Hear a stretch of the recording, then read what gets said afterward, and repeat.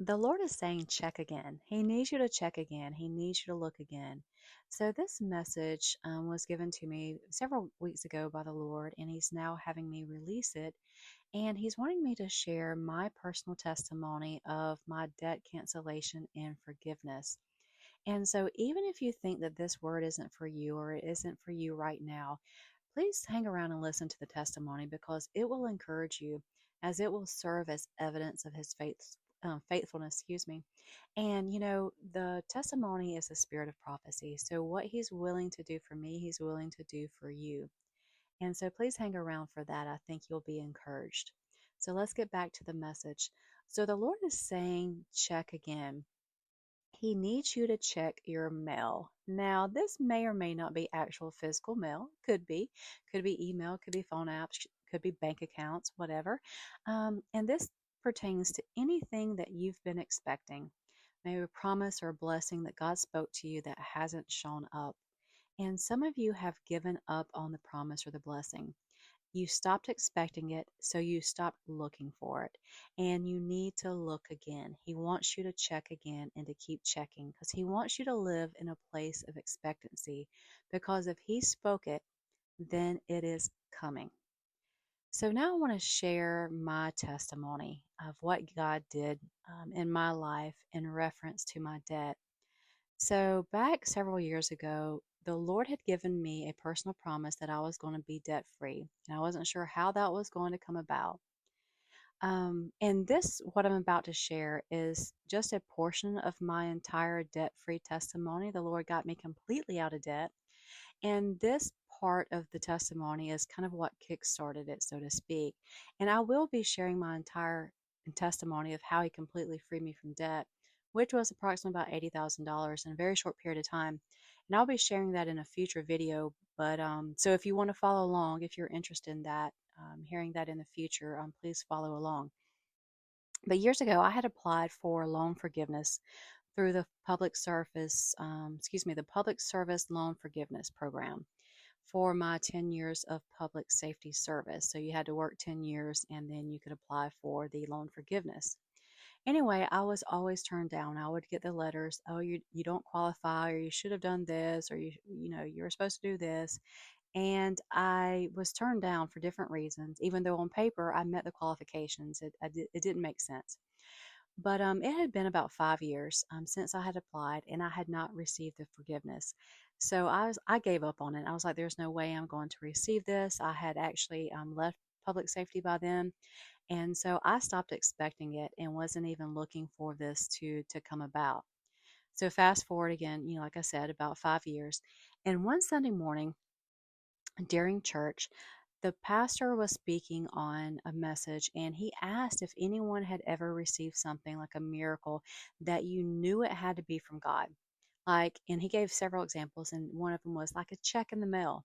And some hands went up across the sanctuary, and I was happy for them. I truly was.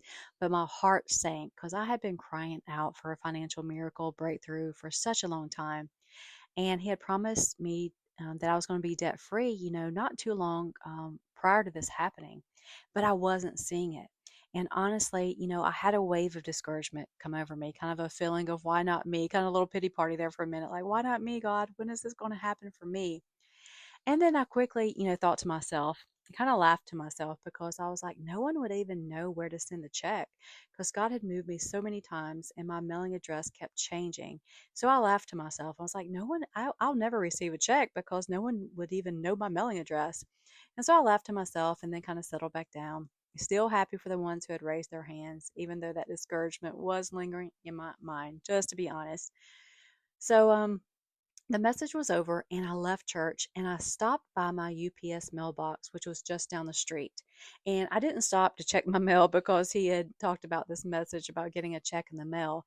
But when I moved to the city, Austin, I did not know where I was going to live, and I knew I was going to be in some temporary places for a little bit. But I did know where I was going to church because God sent me there to go to this church. And so when I moved there, I opened up a UPS box so that I would have some type of permanent, like mailing address. So, I could get some mail there. Some services you have to have some kind of mailing address. So I opened it just to have a mailing address. And I knew that I could check this, every so often from, after church, because I got one near church for it to be convenient. And so I only check this mail about every 5 or 6 weeks because I really don't really get any kind of paper mail. Everything's electronic. And so this was actually my pre-scheduled day to check it. It wasn't because of the message, but it was my pre-scheduled day to check my mail. And so I stopped by my mailbox, checked my mail. It's a pile of different things, trying to get me to, you know, take out a loan and different things. But there were two checks in my mail, and I could tell that they were the government checks. And so I opened the checks, and they were both from the Department of Education. And I was confused because I was like, I owe them money. Why are they sending me checks? It didn't make sense. I didn't know what they were, why these checks were coming to me. And so I said, I'm not cashing these checks because they're going to call in a few weeks and say, oh, this was a mistake. I need you to pay back the money. So I was not going to cash these checks. So anyway, I arrived home. And I had remembered that I had received a letter from the loan service company several weeks. I mean, it may have been like a month or two prior. And I just threw it in a sack of mail. I never read the letter because I just assumed it was just them, making contact. I remembered seeing an email where they had changed companies, and so I just assumed it was just an introduction letter. So I never read the actual letter. And so I was like, you know what? I'm going to grab that letter and see if there's a phone number on there so I can call them and ask them why these checks were sent to me. So I opened up the letter, and I was looking for a phone number like at the top of the letter or at the bottom, and my eye caught something, and it said zero balance. I flipped it over, and the letter was thanking me for my years of public service, basically saying, thank you so much for your dedicated service.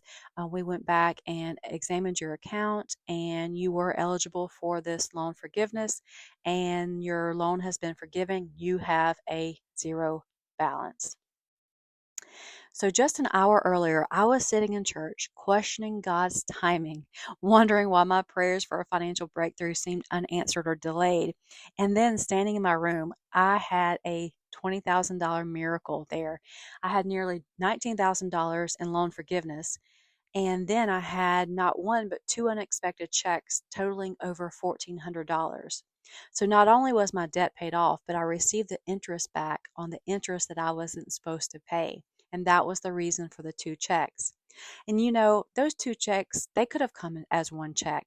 And I think there were two because God really wanted me to know without a shadow of a doubt that His hand was in this. And so I had been debt free for weeks and didn't even know it because I had not read my mail. I had checked my mail, but I had not read my mail because I had stopped expecting the debt forgiveness. So I didn't even read the letter when it came. And so, anyway, what the Lord is saying is, you know, when He gives you a promise, you must look for the promise to come. You must expect the promise.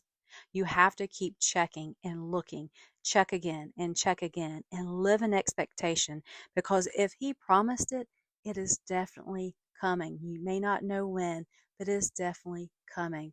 So the Lord is about to bring some promises around for some of you. And He needs you to stay in a place of expectation, and He needs you to check again. I hope this blessed whoever this word is for. And so until next time, blessings to you all.